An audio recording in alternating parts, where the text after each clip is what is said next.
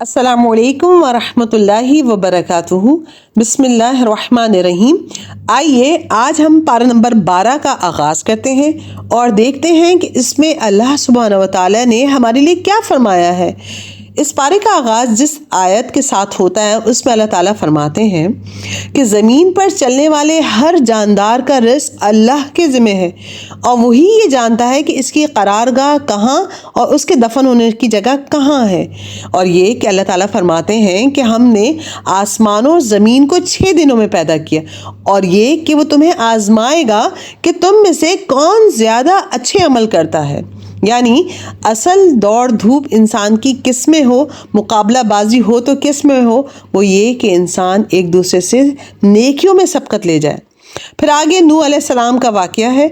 अल्लाह ताला ने इनको कश्ती बनाने का हुक्म दिया और एक ख़ास मखसूस दिन के लिए फरमाया कि आप इसमें वो तमाम जानदार लोगों के जोड़े रख लें और वो लोग जो ईमान लाएं वो इसमें सवार हो जाए।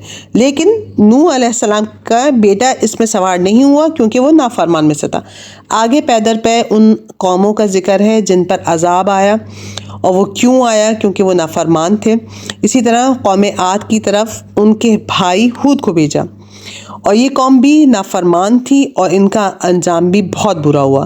फिर कौम समूद की तरफ उनके भाई सालेह अलैहिस्सलाम को भेजा और वही वजह थी कि क्या करते थे, बाप दादा की तकलीद किया करते थे और ये कि वो उनके बाप दादा बुतों को पूजा करते थे। लेकिन इन्होंने भी अल्लाह के रसूल को नहीं माना और फिर इन पर भी अजाब आया। बल्कि इनके साथ तो एक ऊँटनी भी अल्लाह ताला ने भेजी थी निशानी के तौर पर और ख़ास दिन मखसूस किया था कि एक दिन कौम के पानी पीने की जगह होगी और एक दिन ऊँटनी की। लेकिन इन्होंने इस ऊँटनी को भी मार दिया था, तो बस अल्लाह ताला ने इन पे भी अजाब भेजा। फिर कौम लूत का जिक्र है। ये लोग अपनी ज़रूरत औरतों से नहीं बल्कि मर्दों से पूरी करते थे। होमोसेक्सुअलिटी का जिक्र था, तो इन पर भी बहुत सख्त अजाब आया था। फिर मदियन वालों का इनके भाई शुएब अलैहिस्सलाम को भेजा था और ये कौम क्या करती थी, नाप तोल में खासकर कमी करती थी, रास्तों में बैठा करती थी और वही कि अपने बाप दादा के बताए हुए रास्ते पर चलते थे, बुतों की पूजा करते थे। आखिर इनका अंजाम भी बहुत बुरा हुआ। एक ज़ोरदार चीखने ने आ पकड़ा और वो अपने घरों में ऊंधे पड़े रह गए। फिर आगे आयत मिलती हैं कि अल्लाह ताला फरमाते हैं कि आप नमाज कायम करें। क्यों? क्योंकि जो नेकियां होती हैं वो बुराइयों को मिटा देती हैं। अब अल्लाह ताला करे कि हम इतनी नेकियां कर लें कि जो हमसे गुनाह हो गए वो धुल जाए। आमीन। फिर पारे के एंड में जाके सूरह यूसुफ का आगाज़ होता है। इंतहाई खूबसूरत सूरत और बेहतरीन इसमें वाक़या मिलता है।